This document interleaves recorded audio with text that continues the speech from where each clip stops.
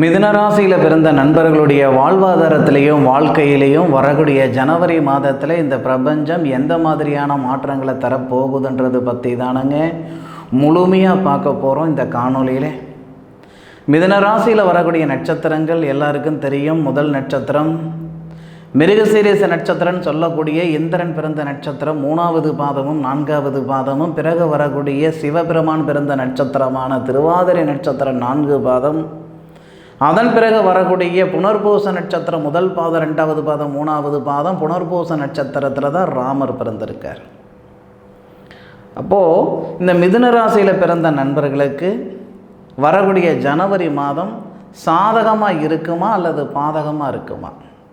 ஜனவரி மாதம் பிறக்கப்படக்கூடியது ஜனவரி மாதம் 1ஆம் தேதி திங்கட்கிழமை அதிகாலை மகம் நட்சத்திரம்னு சொல்லக்கூடிய சுக்கிர பகவான் பிறந்த நட்சத்திரத்தில்.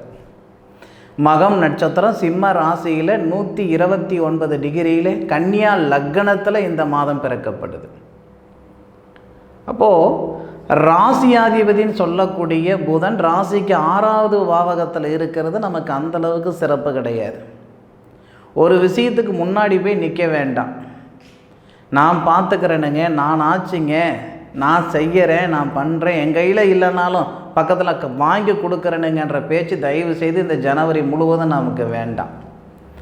ஏன்னா நமக்கு 10வது பாவகத்துக்கு அதிபதி தொழில் ஸ்தானாதிபதி எப்படி இருக்கிறாருன்றதை விட, தனஸ்தானாதிபதி எப்படி இருக்கிறாருன்றதை விட, நம்ம ராசிக்கு சொந்தக்காரர் யாரோ அந்த ராசிக்கு சொந்தக்காரர் எங்கே இருக்கிறாரு, என்ன நிலையில் இருக்கிறாரு. ராசிக்கு சொந்தக்காரரான புதன், மிதுன ராசிக்கு சொந்தக்காரர் புதன் 6வது பாவகத்தில் மறைஞ்சி இருக்கிறாரு, தன்னுடைய சுய நட்சத்திரத்தில் இருக்கிறாரு, அதுபோக வக்ரத்தில் இருக்கார். அப்போ நமக்கு நல்லது நடக்கலைனாலும் பரவாயில்ல, சங்கடங்கள் வந்துடக்கூடாது.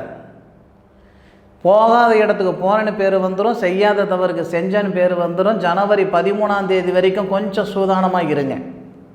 ஜனவரி 13 போயிடுச்சுன்னா உங்களுக்கு பெருசாக எந்த சங்கடமும் வரப்போகிறதில்லை. இன்னொரு விஷயம், மிதுனராசி நண்பர்கள் மற்றவங்களுடைய வாழ்வாதாரத்துக்கு தான் காரணமாக இருப்பீங்களே தவிர யாருடைய அழிவுக்கும் காரணமாக இருக்க மாட்டீங்க. யாருடைய பணத்துக்கும் யாருடைய சொத்து சுகத்துக்கும் ஆசைப்பட மாட்டீங்க. அது வேறு விஷயம். ரொம்ப சிரமப்பட்டு கஷ்டப்பட்டு ஒரு நிலைமையில் இருக்கிறீங்கன்னா அங்கேருந்து மேலே போகலைனாலும் பரவாயில்ல, கீழே போயிடக்கூடாதுன்னு சொல்லுவாங்க. ஜனவரி 1ஆம் தேதியிலிருந்து ஜனவரி மாதம் 13ஆம் தேதி வரைக்கும் நமக்கு சாதகமான நேரம் இல்லை, சொல்லப்போனால் பாதகமான நேரமாக இருக்குது. அப்போ அந்த ஜனவரி 13 நாள் வரைக்கும் மட்டும் கொஞ்சம் சூதானமாக இருங்க. எல்லோரும் இன்றைக்கி வேலை செய்கிறோம், ஒரு தொழில் பண்ணுறோம்னா மனசார மனசுக்கு திருப்தியாக ஒரு வேலை செய்கிறவங்க ஒரு 60% இருந்தால் வேறு வழி இல்லாமல் வேண்டாவிருப்பாக வேலை செய்கிறவங்க 40% இருக்க தான் செய்கிறாங்க. அந்த மாதிரி நண்பர்கள் இந்த 13 நாளில் இது என்னடா வேலை, கம்மன் இந்த வேலையை விட்டுட்டு வேறு வேலைக்கு போயிடலாமான்ற எண்ணங்கள் வந்தால் கண்டிப்பாக வேலையை விட்டு விடுவீங்க. தயவு செய்து சொல்கிறேன், மிதுன ராசியில் பிறந்த ஆணாக இருந்தாலும் சரி பெண்ணாக இருந்தாலும் சரி, ஒரு நல்ல முடிவு எடுக்கிறதுக்கு இந்த ஜனவரி 1ஆம் தேதியிலிருந்து ஜனவரி 13ஆம் தேதி வரைக்கும் உங்களுக்கு தோதுவாக இல்லை நேரம். 13 நாள் போகட்டும். அதாவது சூரிய பகவான் அவர் தான் மாத கிரகம். சூரிய பகவானுடைய பார்வையும் செவ்வாயுடைய பார்வையும் நம்ம ராசி மேலே படதான் செய்யுது மாத தொடக்கத்திலிருந்து ஜனவரி 15ஆம் தேதி வரைக்கும். ஆனாலும் இந்த சூரிய பகவான் சுக்கிரனுடைய சாரம் ஏறி அந்த சுக்கிரனுடைய சாரம் வரைக்கும் நமக்கு நல்லது பண்ண மாட்டார். இது என்ன விஷயம்னா, சூரிய பகவான் எந்த இடத்துல, ஏன்னா மாத கிரகம் அவர் தான், அவர் எந்த இடத்துல இருக்காரோ, அவர் யாருடைய சாரம் நட்சத்திரத்தில் செயல்படுறாரோ அதுக்கு தகுந்த மாதிரி பலன்கள் தான் கொடுப்பார். நம்ம ராசியாதிபதி 6வது பாவகத்தில் மறைஞ்சிருக்கிறார். சூரிய பகவான் 12வது பாவகத்துக்கு அதிபதினு சொல்லக்கூடிய சுக்கிர பகவானுடைய சாரம் வாங்கி நம்ம ராசியை பார்க்குறாரு. ஜனவரி 1லிருந்து 13 தேதி வரை தான். 14, 15 அந்த 2 நாள் ரொம்ப நல்லா இருக்கும். அந்த 2 நாள் மட்டும் இல்லை, மீதி இருக்கக்கூடிய கிட்டத்தட்ட ஒரு 17, 18 நாள் ரொம்ப நல்லா இருக்கும். ரொம்ப அருமையாக இருப்பீங்க, அற்புதமாக இருப்பீங்க. அப்போது அந்த 13 நாள் மட்டும்தான் கொஞ்சம் சூதானமாக இருக்க வேண்டிய ஒரு கட்டம். 13 நாள் கழித்து மறுக்க ஒரு 13 நாளுக்கு ஜனவரி 13ஆம் தேதியிலிருந்து ஜனவரி 26ஆம் தேதி வரை உத்திராடம் நட்சத்திரம் சொல்லக்கூடிய விநாயகர் பிறந்த நட்சத்திரத்தில் சூரிய பகவானுடைய சுய நட்சத்திரத்தில் சூரிய பகவான் இருந்து உங்கள் ராசிக்கு 8வது பாவகத்தில் மறைஞ்சி உங்கள் ராசிக்கு 2வது பாவகத்தை பார்ப்பார். அப்போ எந்த மாதிரியான பலன்கள் வரும்னா, கொடுத்த பணம் வந்து சேர்றதுக்கானது, இல்லை பொருளாதாரத்தில் இருக்கிற சங்கடங்கள் சரியாகிறதுக்கும், நிரந்தரமான ஒரு தொழில் அமைகிறதுக்கும், வேலை வாய்ப்பில் இருக்கிற சங்கடங்கள் சரியாகிறதுக்கும், கழுத்து பிடிக்கிற அளவுக்கு பணப்பிரச்சனை இருக்குதுங்க, கடன் பிரச்சனை இருக்குதுங்க, ஏதோ ஒரு வகையில் என் பிரச்சனை சரியாகுமான்ற ஆதங்கத்தில் இருக்கக்கூடிய மிதுன ராசி நண்பர்களுக்கு ஜனவரி 13 ஜனவரி 26 வரைக்கும் சத்தியமாக நல்ல காலம் பிறக்க போகுது. அதில் மாற்று கருத்து இல்லை. நிறைய நண்பர்கள் கமெண்ட்டில் சொல்ல போகிறீங்க. அதுபோக நீங்கள் சுய தொழில் செய்யணும் அப்படின்ற ஒரு ஆசை உங்களுக்கு இருக்குதா? இல்லை, இது வரைக்கும் நம்மளால் சுய தொழில் செய்யலையன்ற ஆதங்கம் இருக்கா? ஆசை வேறு, ஆதங்கம் வேறு. ஒரு செயல் செய்யணும்னு நினைக்கிறது ஆசை, செய்ய முடியலையேன்னு வருத்தப்படுறது ஆதங்கம். ஆசையும் ஆதங்கமும் நிறைவேறக்கூடிய ஒரே ஒரு நேர காலங்கள் இந்த மாதத்தில். ஆசை நிறைவேற போகுது, ஆதங்கம் தேரப்போகுது. ஓகே, நம்மளால் முடியும். நம்மளால் முடியாதது யாரோ எங்கேயோ செய்துக்கிட்டு தானே இருக்காங்க. சூரிய பகவான் 13ஆம் தேதி, நவம்பர் 13ஆம் தேதி உத்திராடம் நட்சத்திரத்தில் வராரு. இது கணக்கு என்ன அப்படின்னா 260 டிகிரியிலிருந்து நமக்கு கிட்டத்தட்ட 300 டிகிரி வரைக்கும் சூரியன் வரக்கூடிய தருணம் நல்லா இருக்கும். அதுதான் ஜனவரி 13 ஜனவரி 26 தேதி வரைக்கும் சுய தொழில் செய்யணும்னு நினைக்கிற நண்பர்கள், திருமணத்தில் இருக்கிற தடைகள் நீங்கிறதுக்கு. 32 வருஷம் ஆயிடுச்சு, ஒரு பொம்பளை பிள்ளைக்கு கல்யாணம் நடக்கலையே அப்படின்னு மிதுன ராசியில் இருந்தால் அந்த கல்யாண தடை நீங்கிறதுக்கு உண்டான நேரம். 40 வயசு ஆகுதுங்க, ஒரு ஆணுக்கு திருமணம் நடக்கலையேன்னு சங்கடங்கள் இருந்தால் அந்த திருமண தடைகள் நீங்கிறதுக்கு உண்டான நேரம். சிவன், சூரியன் தான் சிவனுடைய சாரம் வாங்கி நம்மளுடைய ராசியை பார்க்குறார். அதுவும் திருவாதிரை நட்சத்திரத்தில் இருக்கிற நண்பர்களுக்கு 100% நல்லா இருக்கும். திருவாதிரை நட்சத்திரத்தில் இருக்கிற நண்பர்களுக்கு ஜனவரி மாதத்தில் வரக்கூடிய 13 நாள் போதுமானது. இந்த ஒரு வருஷத்தில் நமக்கு என்ன யோகம் கொடுக்க போகுதோ அந்த யோகத்துடைய ஒரு 10%ன்னு வச்சுக்கோங்களேன். அந்த 10% இந்த 13 நாளில் கொடுத்துரும். அது திருவாதிரை நட்சத்திரத்தில் பிறந்த நண்பர்களுக்கு ரொம்ப விசேஷமாக இருக்கும், ரொம்ப அருமையாக இருக்கும். அதுபோக ஜனவரி மாதம் 26 மீதம் இருக்கக்கூடிய நாட்கள் கிட்டத்தட்ட நமக்கு எத்தனை நாட்கள், அதில் ஒரு 5 நாள் பக்கம் இருக்கு இல்லைங்களா? அந்த 5 நாளில் உத்திராடம் நட்சத்திரம், அதுபோக திருவோணம் நட்சத்திரம் முதல் பாதம் வரைக்கும் வந்துடுவார். உத்திராட நட்சத்திரத்தில் இருக்கிற வரைக்கும் நல்லது. அந்த திருவோணம் நட்சத்திரம்னு சொல்லுவோம் இல்லைங்களா? அந்த திருவோண நட்சத்திரத்தில் பிறந்தவர் யாருன்னா, ஏன்னா திருவோணம் நட்சத்திரம் அப்படின்றது பார்த்திங்கன்னா சந்திரனுடைய நட்சத்திரம். சந்திரனுடைய நட்சத்திரத்தில் ஏறக்கூடிய சூரிய பகவான் சந்திரனுடைய வீட்டை பார்க்குறாரு. விஷ்ணு பிறந்த நட்சத்திரம், விஷ்ணு பகவான் பிறந்த நட்சத்திரம் தான் அந்த திருவோண நட்சத்திரம்.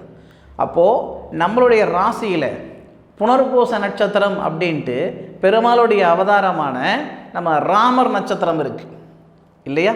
அப்போது அந்த விஷ்ணு பிறந்த நட்சத்திரத்தில் திருவோணம் நட்சத்திரத்தில் சந்திரனுடைய நட்சத்திரத்தில் சூரிய பகவான் ஏறி சந்திரனுடைய வீட்டை பார்க்கக்கூடிய தருணம், உங்கள் ராசிக்கு 2வது பாவகத்தை பார்க்கக்கூடிய தருணத்தில் புனர்பூச நட்சத்திரத்தில் பிறந்த நண்பர்களுக்கு அற்புதமாக இருக்கும். எத்தனை நாட்கள்? 5 நாட்கள். அப்போ மிருகசீரிஷ நட்சத்திரத்தில் பிறந்தவங்களுக்கு யோகம் இல்லையா சார் அப்படின்னா பிப்ரவரி மாதத்தில் இருக்குது. ஜனவரி மாதத்தில் திருவாதிரை நட்சத்திரத்தில் பிறந்த நண்பர்களுக்கு அருமையான ஒரு யோகம். புனர்பூச நட்சத்திரத்தில் பிறந்தவங்களுக்கு ஒரு 5 நாள் மிகப்பெரிய யோகத்தை கொடுக்கும்.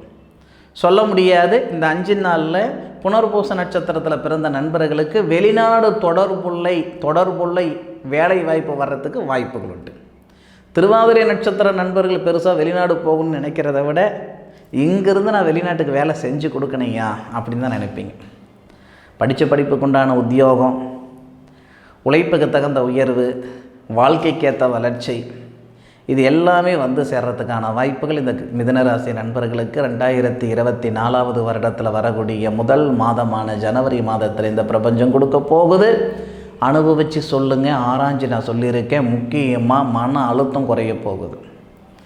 மிதுன ராசியில் பிறந்தவங்க 32 வயசுக்கு மேலே கிட்டத்தட்ட 43 வயசில் இருக்கக்கூடிய நண்பர்களுக்கு சத்தியமாக சொல்கிறேன், மன அழுத்தம் ரொம்ப அதிகமாக இருக்கும். ஏன்னா கடந்து வந்த பாதை ஒரு சுகமான பாதைலாம் கிடையாது, சுமையான பாதை தான். மிதுன ராசிக்காரங்களுக்கு இப்போவும் சொல்கிறேன், காசு பணம் சம்பாதிக்கலைன்ற சங்கடம் கிடையவே கிடையாது. ஏதோ ஒரு வகையில் 4 காசு வருமானம் மிதுன ராசி நண்பர்களுக்கு சத்தியமாக வந்துக்கிட்டு தான் இருக்கும். மிச்சப்படுத்த முடியாது. சம்பாதிக்கிறேன் சார், பறக்க பறக்க பாடுபட்டுருக்கிறேனே தவிர பாட்டுக்கு தகுந்த பலன் இல்லை, மிச்சம் பண்ண முடியலையன்ற ஆதங்கம் தான் அதிகமாக இருக்கும். இந்த வீடியோ நீங்கள் பார்க்குறீங்கன்னா அதுக்கு ஒரே காரணம், சம்பாதிக்காமல் இல்லை, சம்பாதிக்கிறது மிச்சம் பண்ண முடியல, ஒரு நேரத்தில் இருக்கிற நிம்மதியும் சந்தோஷம் மறு நேரத்தில் இல்லை அப்படின்ற ஒரே ஒரு கவலை மட்டும்தான். எது எப்படி இருந்தாலும் இது வரைக்கும் 4 பேருடைய வாழ்வாதாரத்துக்கு காரணமாக இருந்திருப்பீங்க. இதுக்கு மேற்கொண்டு 40 பேருடைய வாழ்வாதாரத்துக்கு காரணமாக இருக்கவும் போகிறீங்க. நல்லது நடக்கும், பார்த்துக்கிடலாம். ஜனவரி மாதம் சாதகம்தான், பாதகம் கிடையாது. பாதகம் இருக்குன்னா மிருகசீரிசத்தில் பிறந்தவங்களாக இருந்தாலும் சரி, திருவாதிரையில் பிறந்தவங்களாக இருந்தாலும் சரி, புனர்பூச நட்சத்திரத்தில் பிறந்தவங்களாக இருந்தாலும் சரி, ஜனவரி 13 நாள் சரியில்லை. கணவன் மனைவிக்குள்ளார கூட ஒரு சில சங்கடங்கள் ஏற்படுத்திடும், சொல்ல முடியாது. அது பிரிவினைகள் வரைக்கும் கொண்டு போய் கொடுத்துரும். அதனால் ஜனவரி 1ஆம் தேதியிலிருந்து ஜனவரி மாதம் 13 தேதி வரைக்கும் கொஞ்சம் பொறுமையாக இருங்க, நிதானமாக இருங்க, சூதானமாக இருங்க. மீதம் இருக்கிற நாட்கள் தான் நமக்கு சாதகமாக இருக்கும். முன்னுக்கு வரக்கூடிய நாட்கள் பாதகமாக தான் இருக்க போகுது, அதில் மாற்று கருத்து இல்லை. சரி நண்பர்களே, என்னுடைய காணொலியை முழுமையாக பார்த்ததுக்கு மனசில் இருந்து மனமார்ந்த நன்றிகளை சொல்லிக்கிறேனுங்க. தயவு செய்து உங்களுடைய சுய ஜாதகத்தை இந்த வருடம் பிறக்கப்படுதுன்னா உங்களுடைய சுய ஜாதகத்தை உங்களுடைய ஜோதிடர்கிட்ட பாருங்கள். உங்கள் சுய ஜாதகத்தில் திசாபுத்தி பலன் தான் ரொம்ப ரொம்ப மெயின். அதுதானுங்க. இன்றைக்கி கேபி சிஸ்டம் வருதுங்க, அந்த சிஸ்டம் இருக்குது, இந்த சிஸ்டத்தில் ஜோதிடம் பார்க்கலாம். எது எப்படி இருந்தாலும் பாரம்பரியம் என்னன்னா 9 கிரகங்கள் ராகு கேதுவோடு சேர்ந்து, அந்த 9 கிரகங்களில் எந்த கிரகத்துடைய திசை இப்போ நடக்குது, எந்த கிரகத்தில் எந்த கிரகத்துடைய புத்தி நடக்குது, யாருடைய திசை நடக்குது, யாருடைய புத்தி நடக்குது. ஒரு மனுஷனுடைய தலையெழுத்தை முழுமையாக நம்ம தெரிஞ்சுக்கிடணும் அப்படின்னா அவருக்கு நடக்கக்கூடிய திசையும் புத்தியால் தான் முடியும். உங்களுக்கு ராகு திசை நடக்குதா, அந்த ராகு எங்கே இருக்கிறாருன்னு பார்க்கணும், யாருடைய காலில் நிற்கிறாருன்னு பார்க்கணும். ராகு திசையில் குரு புத்தி நடக்குதா, அந்த ராகுக்கும் குருவுக்கும் உறவு என்ன, உங்கள் ஜாதகத்தில் ராகு எங்கே இருக்கிறாரு, என்ன நிலையில் இருக்கிறாரு, குரு எங்கே இருக்கிறாரு, என்ன நிலையில் இருக்கிறாரு, ராகுலிருந்து குருவுக்கு வந்து எத்தனை டிகிரி வித்தியாசத்தில் இருக்குது. என்னன்னா ராகு திசையில் குரு புத்தி நடக்குது அப்படின்னா அந்த 2 பேருக்குள்ள இருக்கக்கூடிய தொடர்பு என்ன, ராகு யார் காலில் இருக்கிறாரு, குரு யார் காலில் நிற்கிறாரு, அந்த நட்சத்திரம் கொடுத்தவங்க எங்கே இருக்கிறாங்க, இவ்வளோ விஷயம் தேவைப்படுது. ஒருத்தருடைய மனசு ஒரு மனிதனுடைய தலையெழுத்தை துல்லியமாக நம்ம ஆராயணும்னா இவ்வளோ விஷயங்கள் தேவைப்படுது. இது கோட்சார கிரகங்கள். கோட்சார கிரகங்களில் நான் வேறு எந்த கிரகத்தையும் எடுத்துக்கல, சூரிய பகவான் மட்டும்தான் நான் எடுத்துக்கிறேன். ராகு இருக்கிறாரா, குரு இருக்கிறாரா, சனி இருக்கிறாரா, இதெல்லாம் அப்பாற்பட்ட விஷயம். சூரியன் எங்கே இருக்கிறாரோ, யாருடைய சாரத்தில் இருக்கிறாரோ, எந்த இடத்த பார்க்குறாரோ, பார்வை 7வது பார்வை மட்டும் கிடையாது, 1, 5, 9 இப்படியும் சொல்லலாம். சரிங்களா? ஆக மிதுனராசி நண்பர்களுக்கு 13 நாள் பாதகம், மற்ற நாள் சாதகம். நல்லது. மீண்டும் அடுத்த ஒரு அற்புதமான தருணத்தில் உங்கள் அனைவரையும் சந்திக்கும் வரை உங்களிடமிருந்து விடைபெறுவது உங்கள் வீட்டு ஜோதிட நண்பனான மா காளிதாஸ் மணிகண்டன். திருச்சிற்றம்பலம். வாழ்க வையகம், வாழ்க வளமுடன்.